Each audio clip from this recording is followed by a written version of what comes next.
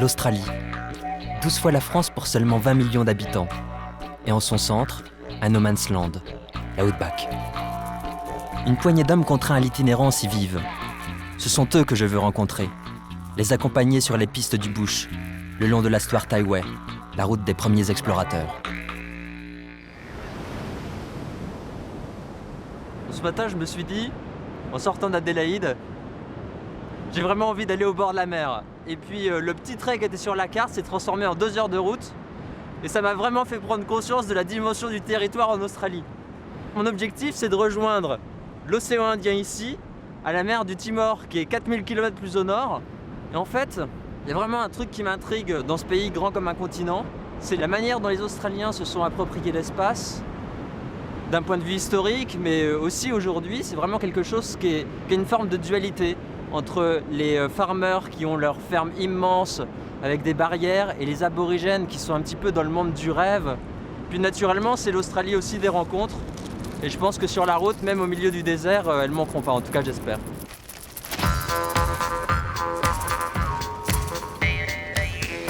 Une carte qui va se transformer en cerf-volant. Et c'est parti.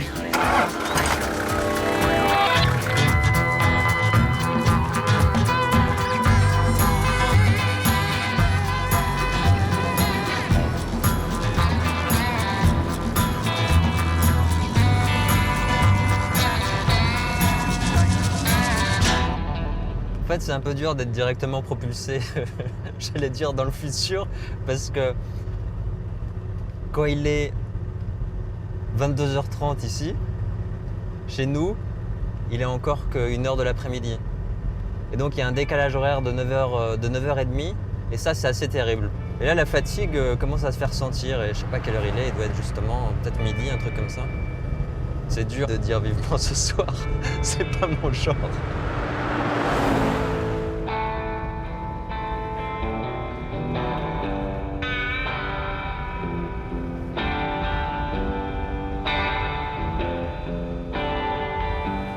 Junta, petite ville perdue dans ce qu'on appelle l'Outback australien. C'est la première étape de mon voyage. Je vais y rencontrer Don. Il est à la fois le seul policier à plus de 400 km à la ronde et éleveur de chameaux. Un passe-temps pour le moins original. Chris, c'est ça? Comment ça va? Salut, ravi de te rencontrer. Entre donc. C'est quoi la différence entre le bush et l'Outback? L'outback, c'est le mot employé par les touristes. Le bush, c'est le mot qu'utilisent les locaux. Mais c'est la même chose? Oui, c'est pareil. Certains appellent ça l'outback, mais nous, non. On est des bushmen et fiers de l'être. On n'est pas des touristes. Et tu travailles ici depuis longtemps? Ça fait 3 ans. Avant, j'étais sur la côte ouest. C'est là que j'ai attrapé mes premiers chameaux, il y a 15 ou 16 ans. Il y avait des chameaux sauvages dans la région. C'était un peu l'activité du week-end là-bas. On partait avec les gars du coin, capturer des chameaux sauvages. Des chameaux? Mais qu'est-ce que font les chameaux en Australie? Les premiers chameaux sont arrivés à la fin du 19e siècle. Les explorateurs Burke et Wills les ont utilisés pour traverser l'Australie. Puis Thomas Elder les a introduits sur le continent, car les chameaux supportaient mieux le climat que les chevaux ou les bœufs.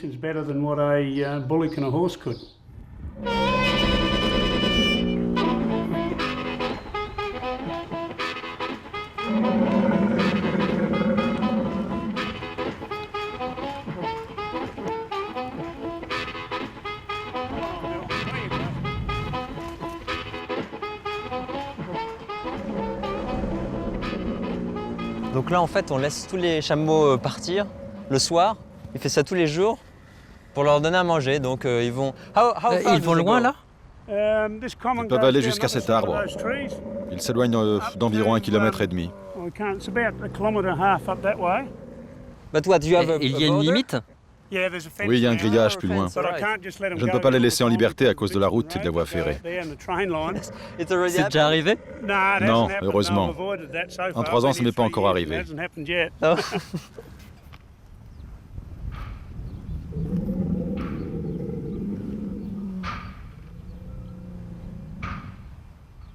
Il y a combien d'habitants à Yunta? 47. J'aime bien les petits bleds. Tu travailles qu'à Yunta ou tu circules aux alentours? J'habite en ville, mais la limite de ma juridiction, c'est 200 km au nord. Combien? 200 km au nord. Vers l'est, il doit y avoir 30 km, 50 km à l'ouest et 120 km au sud. Des deux côtés de la ville, on trouve des fermes à moutons de très grande taille. Si tu vas au nord, tu ne verras pas plus de 4 fermes sur 200 km. Et au sud, il y en a 4, mais sur 120 km. Celle tout à fait au sud est vraiment gigantesque.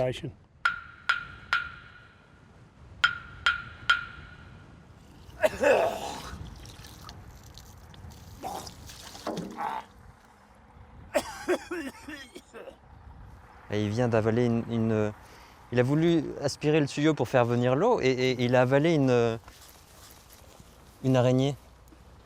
Il s'est fait vomir pour la faire sortir et il ne sait pas s'il s'est fait piquer et il ne sait pas si elle est mortelle. C'est ok? C'est un peu comme si j'avais des graviers dans la bouche.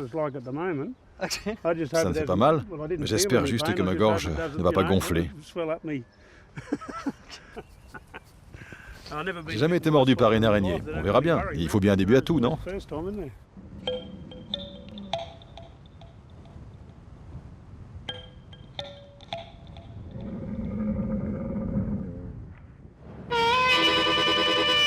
8 h du matin, déjà 35 degrés.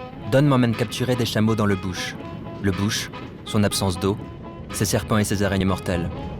Mais Don est un passionné. Chaque année, il se balade 40 jours dans le désert avec ses chameaux. Il y a quand même un truc qui est super impressionnant. C'est des paysages lunaires à perte de vue. Et on se demande même si ça peut s'arrêter. Et j'ai du mal à me mettre surtout dans la tête des premiers explorateurs qui sont venus ici, qui sont un peu les ancêtres de Don, et qui ont découvert ces endroits-là, quoi, sans vraiment savoir ce qui se passait quelques kilomètres plus loin, quoi. C'est invraisemblable. Et ici, ils vivent ça juste normalement, quoi. C'est-à-dire que voilà, tout va bien, on fait 60 km comme on irait chercher du pain le matin. C'est assez incroyable.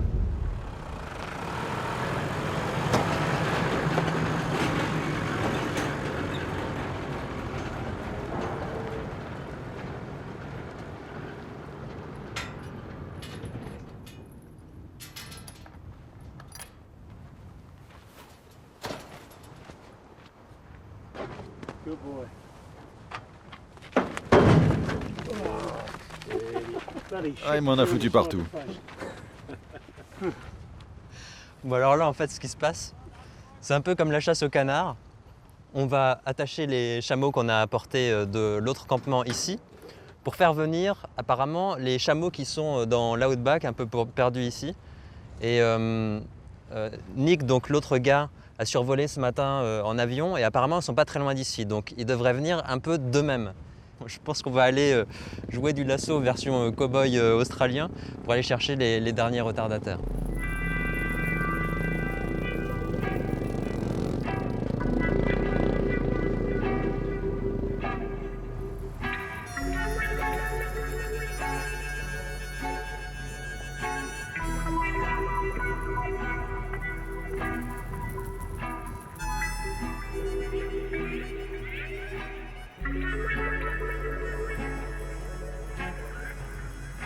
Finalement, t'es un peu un Touareg australien.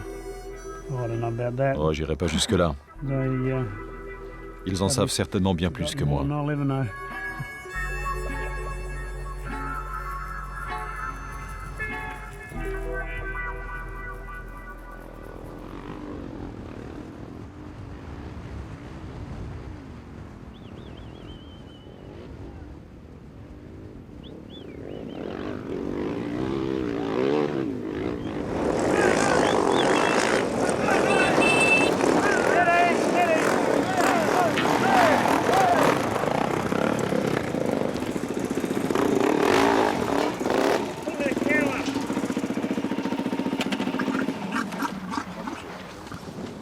Ça, en fait, c'est ceux qui nous ont servi d'appât, parce que ceux qu'on vient de capturer, 2 d'entre eux, on va les castrer en fait.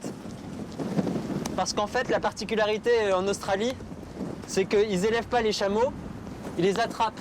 Et c'est super ennuyeux d'avoir des bébés chameaux en fait, parce qu'il faut les nourrir pendant 5 années avant d'avoir des adultes. Donc ils préfèrent les attraper sauvages. Tiens-le, tiens-le. Non, tu ne pourras pas comme ça. Ramène-le par ici.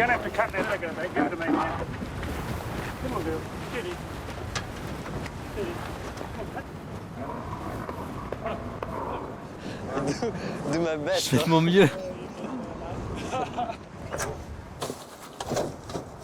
Ça sert à quoi? Ça, c'est mon matériel vétérinaire. Des antiseptiques et un anesthésiant. Ok. Tu peux faire l'infirmière si tu veux. Je préférerais d'abord voir ce qu'il en est exactement.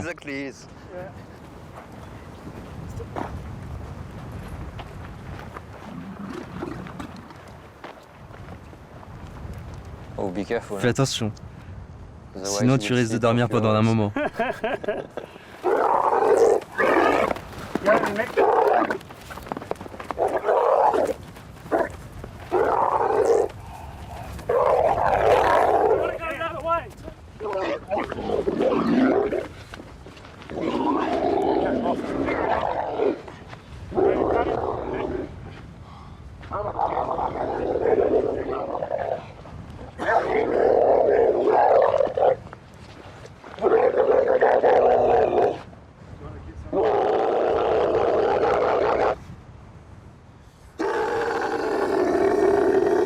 Fais attention au coup de patte.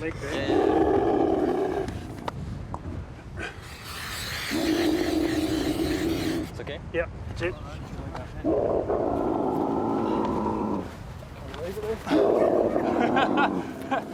Come on, be nice about it. All right, let him straight up. Right?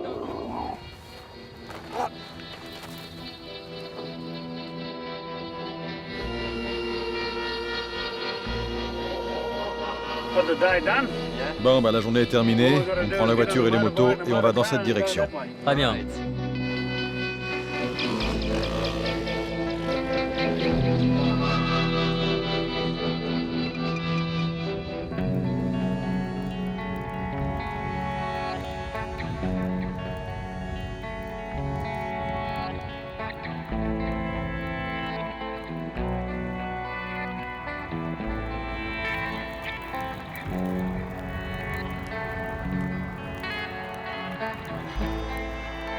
Un dicton dit que le sac de couchage est ta chambre à coucher et que l'Australie est une grande maison. Les Australiens du bush sont définitivement des hommes à part.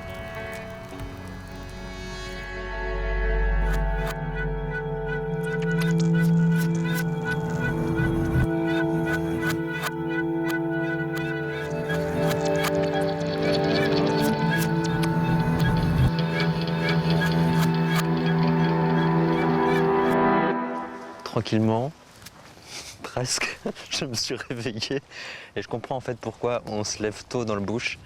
C'est que juste avant les premières lueurs, les mouches commencent à apparaître et ça devient rapidement un enfer. C'est juste insupportable. Mais tout le monde a bien dormi. En fait, il y en a qui ont privilégié le swag. C'est en fait un espèce de grand sac de couchage. Alors il y en a justement un là. Enfin même 2. C'est assez épais, assez encombrant. Et c'est juste génial quoi. Ça c'est pas waterproof mais ça protège du vent. Ça c'est quasiment une couette quoi. Puis voilà, oreiller intégré. Et en fait le truc en Australie c'est le somnifère qui est super important. Et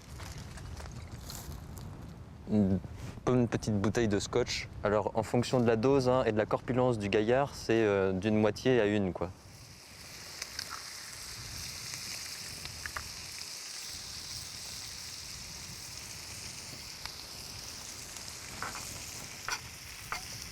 Des œufs au grill façon pain de mie australien. Quoi? C'est la première fois que je vois des œufs préparés de cette façon. Certains appellent ça un crapaud dans un trou. Mais moi j'appelle ça tout simplement un œuf sur du pain. On fait avec les moyens du bord.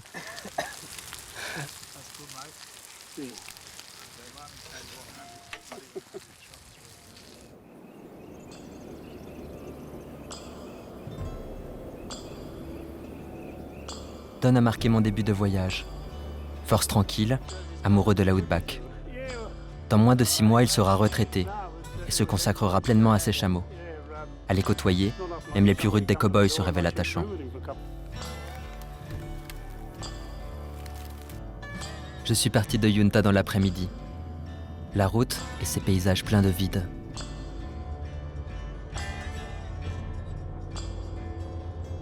Il y a une règle dans l'outback. Ne jamais se laisser surprendre par la nuit. Passage obligé par une roadhouse, littéralement, une maison de la route.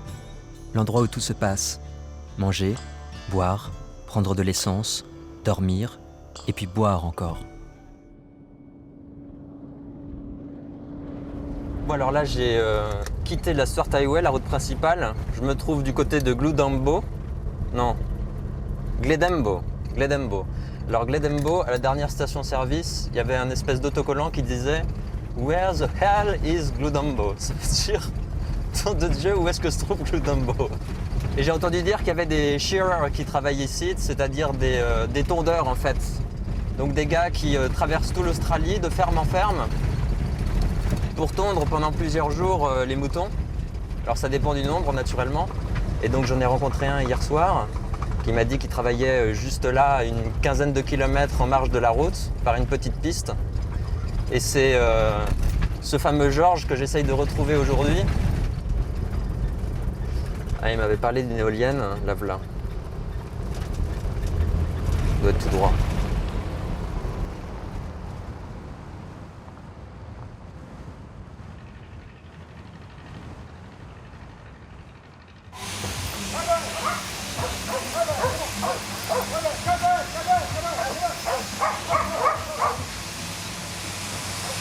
Il est en plein boulot là.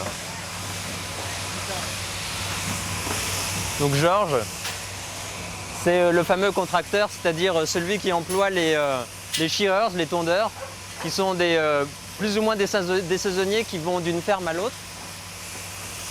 Et voilà, c'est lui que j'ai rencontré hier soir, dans un autre état que maintenant, mais...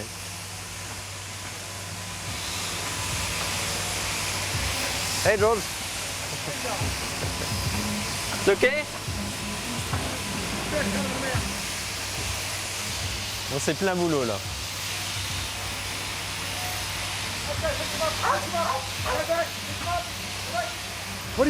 Alors t'en penses quoi? Wow, that's impressive. C'est super impressionnant.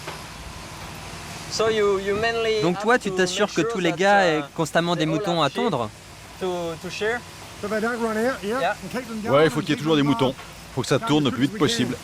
Keep them motivated. Et tu fais tout pour les motiver? Exactement. Il y a une bonne ambiance. On se marre bien. Yeah. How much wool will it Et un mouton, produce ça for fournit one- quelle one quantité sheep? de laine? Un mouton comme ça produit environ 7 kg de laine.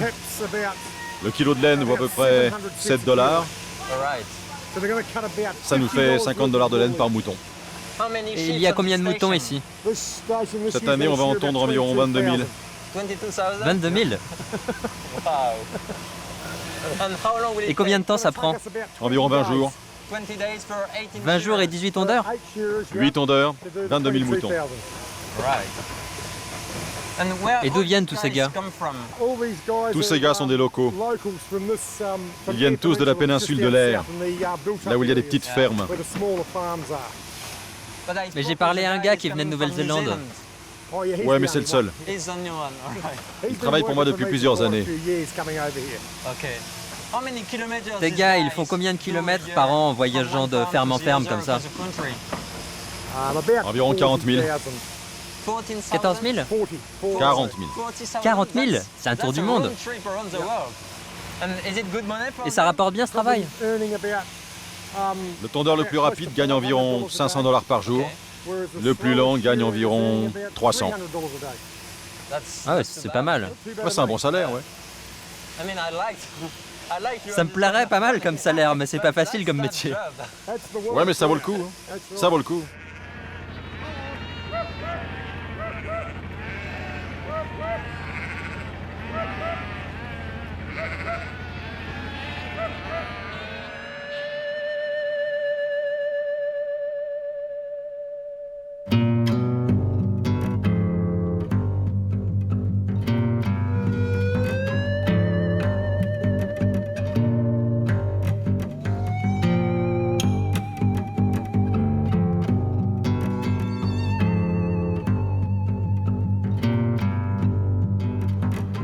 George est parti chercher quelques-uns de ses shearers pour les ramener à Glendembo le temps d'un week-end.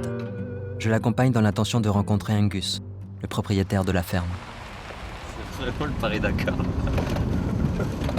How does it work with your family? Comment ça se passe avec ta famille? Parce que si t'es toujours sur la route, ça doit pas être facile.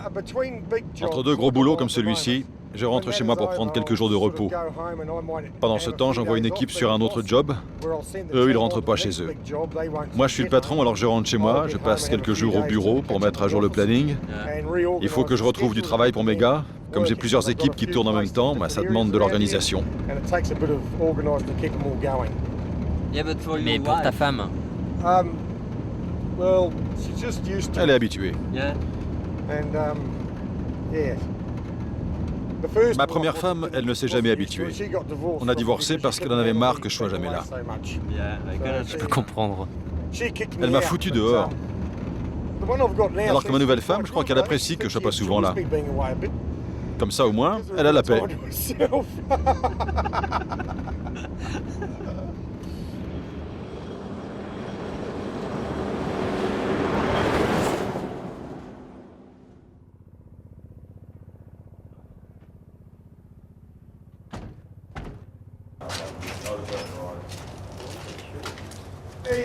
Salut. Comment ça va? Ça roule? Je vous présente Christophe. Voici Holly, Toddy et Thorson. Chris est écrivain. George me laissera ici avant de reprendre la même route en sens inverse, cette fois accompagné de shearers. Malgré son emploi du temps bien chargé, Angus m'invite à passer la nuit sur sa ferme.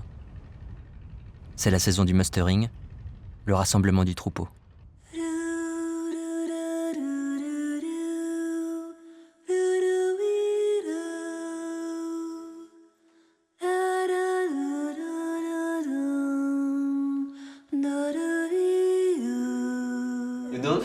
Vous ne vous sentez pas trop seul au milieu de nulle part? Non, ça va. Ah bon, ça va? J'ai l'habitude des distances. Quelle taille fait la ferme? 400 000 hectares.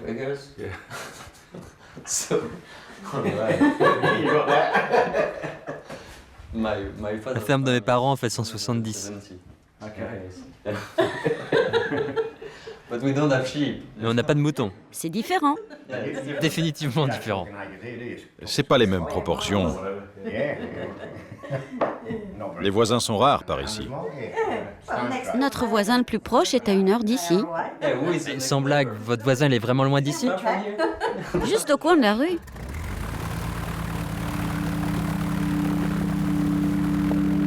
Pause café pour Angus avant de reprendre les manettes de son avion. Pour la deuxième fois ce matin. Il est à peine 8 heures. Le berger australien moderne est un berger volant.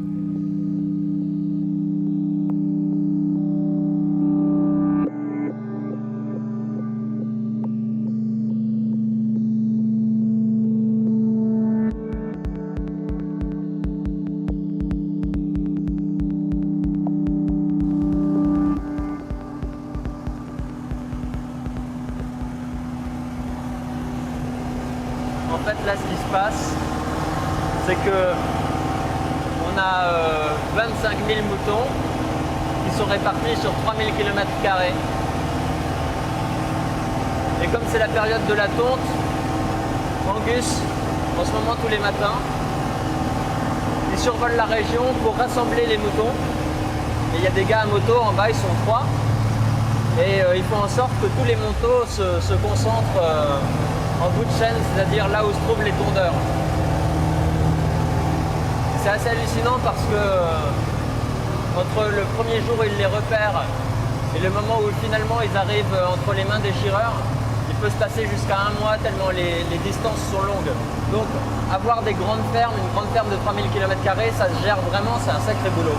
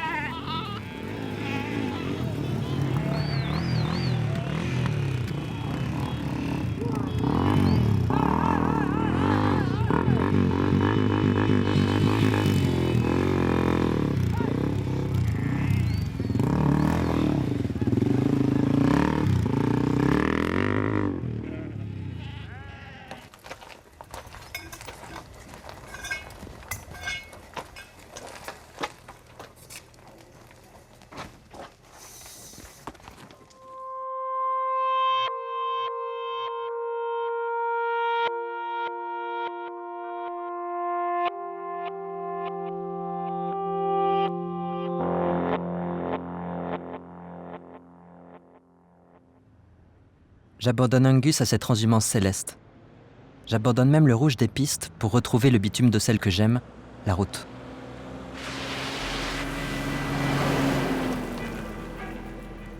Il me faut poursuivre vers le nord. Je veux me confronter aux autres visages de l'Australie itinérante. Prendre la mesure des hommes face à l'immensité de leur pays grand comme un continent.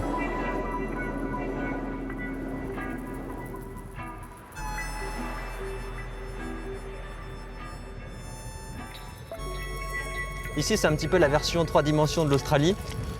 Et donc, c'est ici qu'il y a des gens venus d'une quarantaine de pays à travers le monde qui ont décidé de venir creuser. Donc là, c'en est un exemple, un trou. Donc il y a des trous partout ici, c'est un vrai champ de mine où on a essayé de trouver de l'opale. Je ne sais pas combien il y a de mètres, mais... 1, 2, 3, ah 3, ça va. Mais c'est quand même tout ce qu'ils ont ressorti du sol. Donc ils avaient bon espoir de trouver une opale ici. En tout cas, c'est... j'ai pas trop d'idées sur les chances que peuvent avoir ceux qui creusent de trouver quelque chose, mais moi je sais que j'ai pas mal de chances si je fais pas très attention de tomber dans un trou, quoi. Et attention là.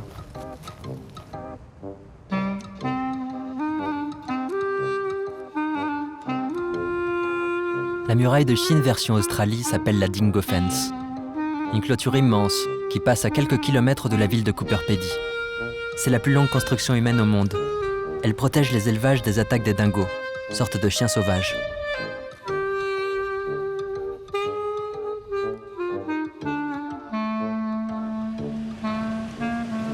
Hi. How are you doing? Ça va? Ça va. I wanted to give a look at this, Je voulais jeter un œil à la barrière à dingos. Vous avez de la chance. C'est moi qui m'en occupe quand le patrouilleur n'est pas là. J'ai entendu qu'elle faisait presque 9000 km de long. Avant, elle faisait 9600 km, mais ils l'ont raccourci à 5300. Les zones habitées ont gagné beaucoup de terrain sur les terres agricoles dans le sud de la région. Les dingos, ils viennent d'où? Du nord. La barrière les empêche d'aller au sud, là où se trouvent les moutons. Elle tient les dingos à l'écart des troupeaux, parce qu'un dingo à lui seul peut tuer 40 à 50 moutons en une seule nuit. Un seul dingo. Combien de jours par an le garde patrouille-t-il? Il part 3 jours, toutes les 2 semaines. 3 jours pour longer et vérifier la barrière. Et si la barrière est vraiment endommagée, il doit revenir un jour ou 2 pour la réparer. Cela dépend des dégâts. Il peut y passer 6 ou 7 jours. D'accord, merci. Bonne route.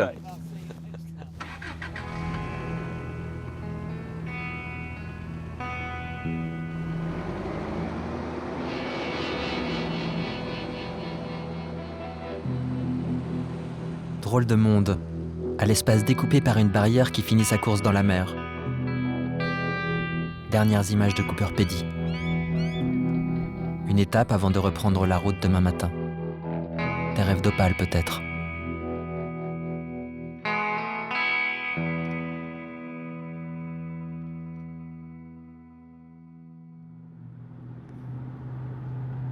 Bon alors sur ce tronçon de la Swart Highway, il y a très peu de stations-service, il y en a même qui sont fermées la nuit.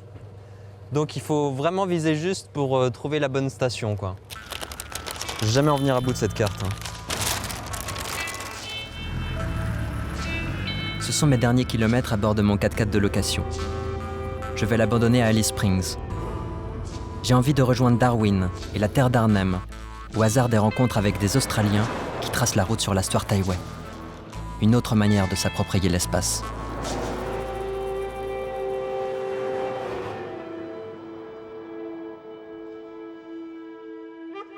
C'est bizarre comme être assis au volant d'une voiture, finalement, j'en ai quand même un peu plein les pattes parce que ça fait des grosses journées, donc c'est dur, quoi. Et puis le climat devient de plus en plus pesant. Jusque-là, c'était très chaud et maintenant, ça devient très chaud et très humide.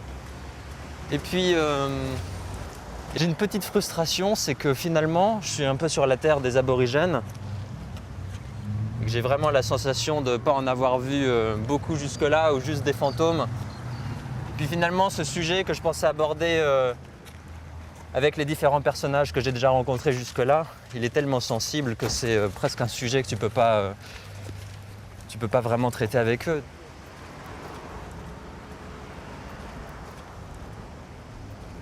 Pour poursuivre la route, je compte trouver des grey nomads, littéralement des nomades gris. Un phénomène très australien. Ce sont des retraités qui ont troqué leur maison contre une caravane. Ils ont fait un véritable choix de vie qui les amène à voyager à travers le pays. Pour en rencontrer, je me suis rendu dans un des nombreux caravanes-parcs qui entourent la ville.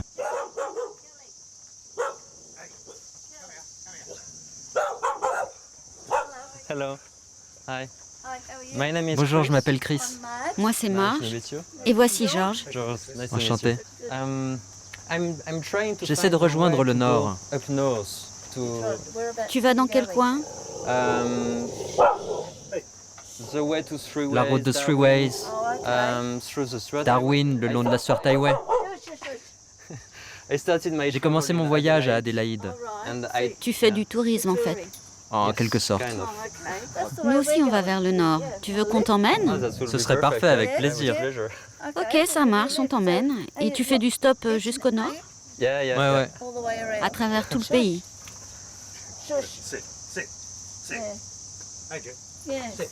Et tu es parti depuis longtemps? Um, On n'a pas d'autre fauteuil, je suis désolée, tu peux t'asseoir là. Ah, vous en faites pas, j'ai mon sac. are you Vous what êtes ce qu'on we appelle call, des nomades gris? grey nomads? Oui, What is regarde, it? j'ai même les cheveux qui sont assortis. Lui aussi. Ça vient de là? Non, on n'est pas obligé d'avoir les cheveux gris. Il y en a plein qui sont chauves. En fait, on voyage tout le temps. On rencontre des tas de gens, on échange nos cartes de visite. C'est pourquoi on a un ordinateur pour imprimer des cartes.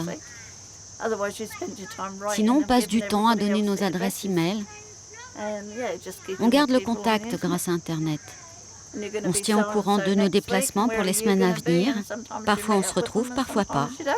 And do you know- Et do you vous know savez how many combien de kilomètres vous faites par an? you do while traveling? Eh bien, pas autant que les gens qui ont des maisons. On peut passer un an sur la route entre Darwin et l'Australie du Sud, Oh, that's funny. ou bien passer 6 mois entre Darwin et l'Australie occidentale. All right. Vous prenez votre temps, quoi.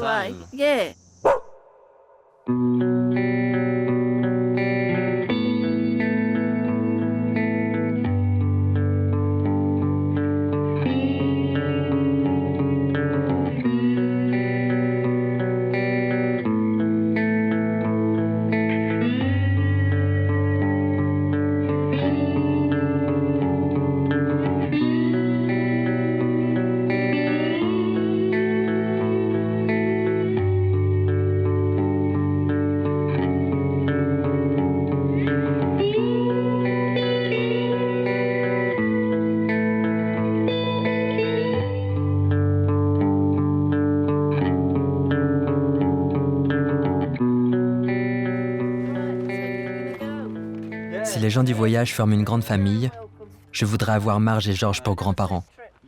Leur spontanéité m'a surpris, leur générosité m'a touché. Au cœur de l'Australie, même le gris est beau. Take care.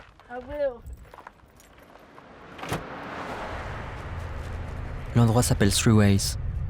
Plus de 100 road trains passent tous les jours par ici. Des camions tellement longs qu'ils ressemblent à des trains. J'essaierai d'en trouver un demain. Pour l'heure, j'abandonne mon corps au vertige de la nuit.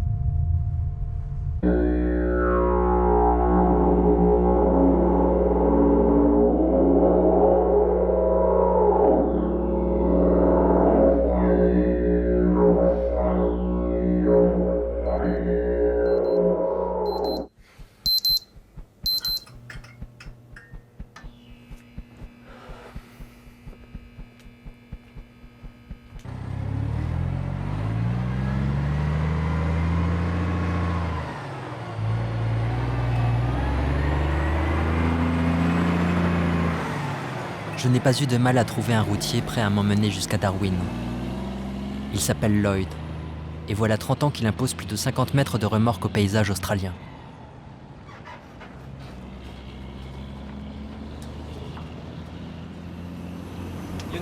Tu sais combien de kilomètres tu fais par an?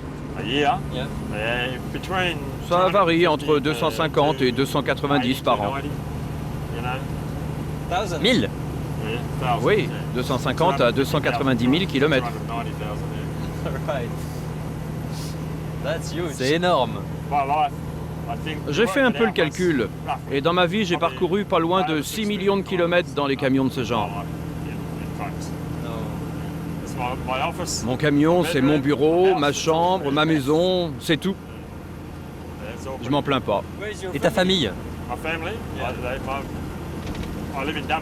Ma famille, j'habite à 20 km de Dubbo, dans l'état du New South Wales. J'ai une petite ferme de 10 hectares, une petite maison dans un endroit très sympa. J'ai une femme et 2 enfants. Ce sont des adultes maintenant. Ils ont 24 et 27 ans. Toute ma famille vit à Dubbo. Et Dubbo, c'est loin d'ici? D'ici, environ 2500 km. Oui, ça doit être ça, oui. Ça fait combien de temps que tu les as pas vus? Ça fait 5 semaines. Ouais. 5 semaines?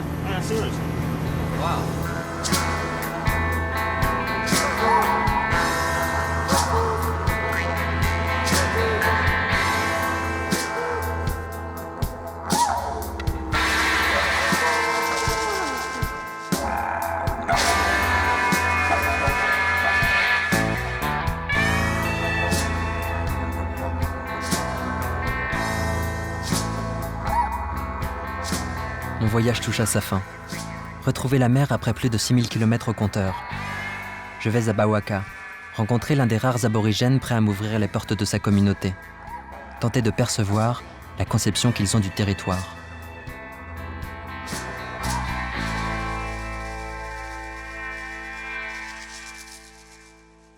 Alors là, je suis à Bawaka. Bawaka en langue Yulungu, ça veut dire le paradis caché. Et c'est un endroit en terre d'Arnhem qui est très très spécifique parce qu'à vol d'oiseau, à 1 km d'ici, il y a ces fameuses grandes dunes qui sont à l'origine de l'histoire des aborigènes, puisque c'est là où les 2 sœurs dans la mythologie aborigène se sont rencontrées pour former le monde tel qu'il est aujourd'hui dans la pensée aborigène. Et je suis ici chez Timmy, qui est l'un des contacts que j'ai initiés depuis la France, parce que c'est assez compliqué de rencontrer les aborigènes et d'essayer de comprendre vraiment ce qui s'y passe. Donc je vais vous le présenter, il est un peu plus loin par là.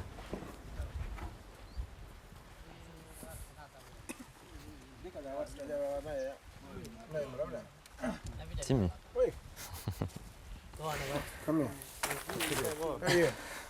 Fine, thank you. Hello. Voici ma famille. Et là-bas vivent d'autres membres de ta famille? Ma mère et mon père habitent là et ont une autre maison là-bas. Et là-bas, c'est la mienne. Ok. Et tu peux peut-être me faire visiter? Oui, allons-y. Ok.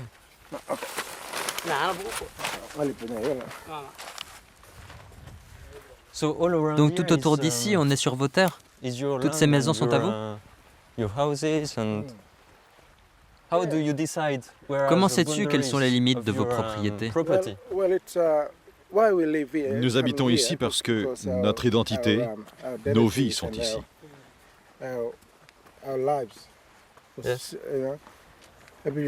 C'est pour cela que les gens veulent retourner à ce qu'on appelle la terre de nos ancêtres. Cet endroit fait partie de ces terres ancestrales qui nous ont été restituées.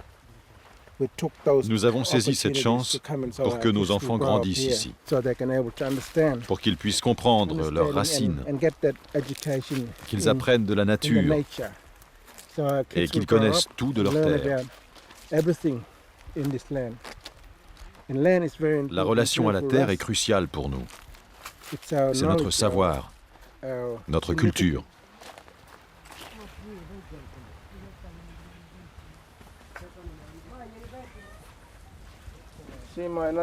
C'est ma grand-mère qui habite ici.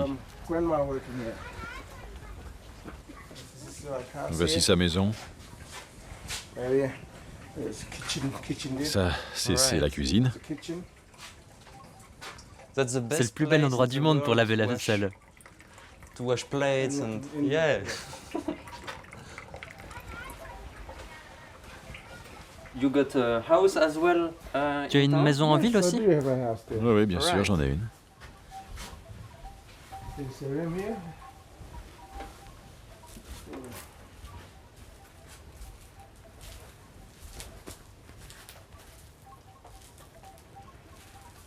School. C'est un manuel scolaire?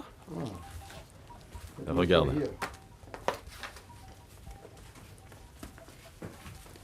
Qui est-ce? De ta famille? Oh, you. Ah, ça c'est toi?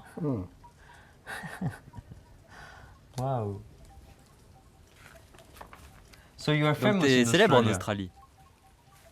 J'en sais rien.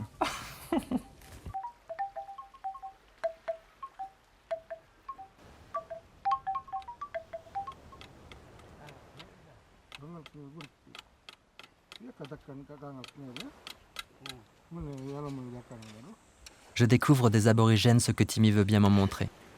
Pour la communauté, la pêche est le meilleur moyen d'assurer sa subsistance. Même s'il partage son temps entre la ville et Bawaka, Timmy tient à préserver les traditions, garantes du respect de son identité culturelle.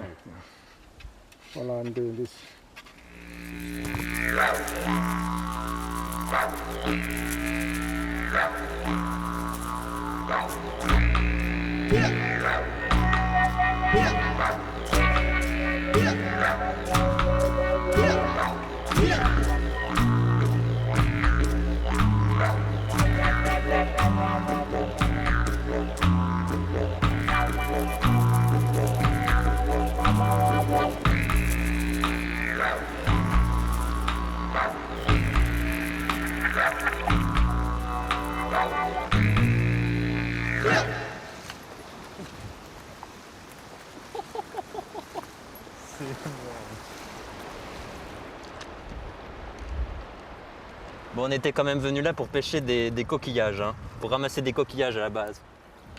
Timmy m'a dit, on prend le harpon juste au cas où, et en fait, voilà, à peine arrivé dans l'eau, un requin. On a de la chance ou c'est tous les jours comme ça? On a de la chance. Oui, on a de la chance. On vient tous les jours et parfois on en attrape un. Alors qu'est-ce qu'on fait? Tu le laisses ici ou? On le tue d'abord et puis après on va chercher des clams. Ok.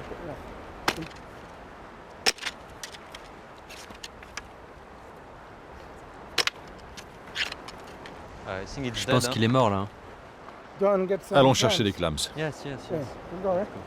You will know where it is. Tu sauras le retrouver. Oui.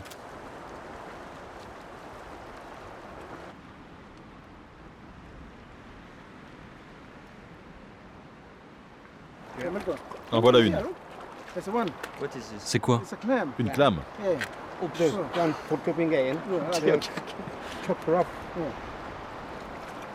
Vous vous y prenez comment?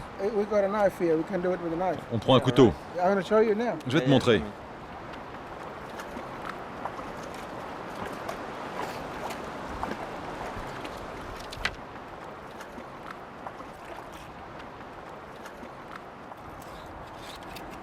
Il faut faire attention. À quoi? À ne pas coincer tes doigts. Wow.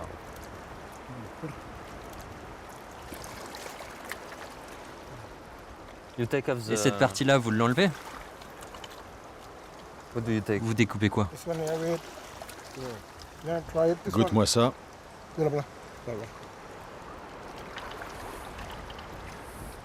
Thank you. Really appreciate. J'apprécie vraiment. You know? Toi, tu goûtes pas? On va partager. Ouais, very good. Très bon. Very good.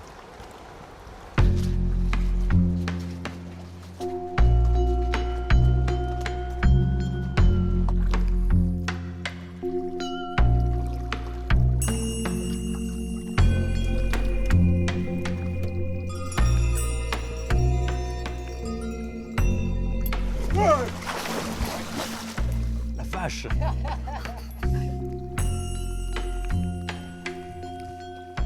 Oh, shark, putain, c'est énorme! Des requins énormes! Hey, I go out. Moi, je sors de l'eau. Hein.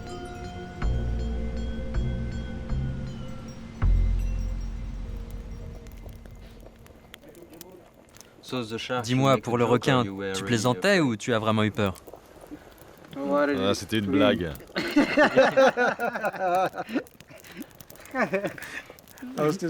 On voulait te faire peur. Parce que tu voulais pas me suivre.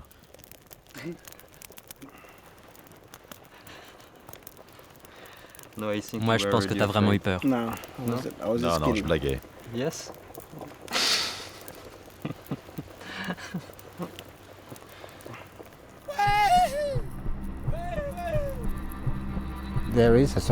Il y a des pistes chantées partout. La plage, l'eau et les rochers. Même un poisson, même une vague est une piste chantée. Et en quittant la mer, la piste se transforme. Elle arrive sur la terre ferme, les rochers, le sable, et tout change. Tout l'environnement change.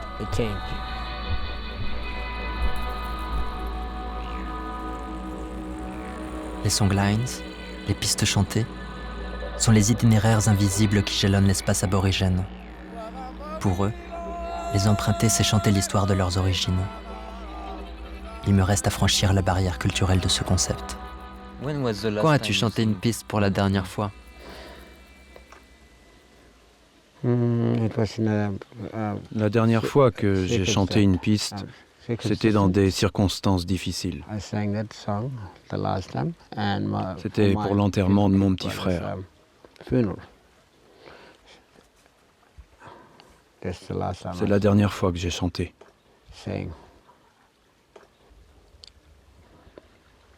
Une piste chantée, c'est un lien entre la personne décédée et toi. Quelle que soit la raison pour laquelle tu chantes, c'est pour quelque chose qui te touche, proche de ton cœur.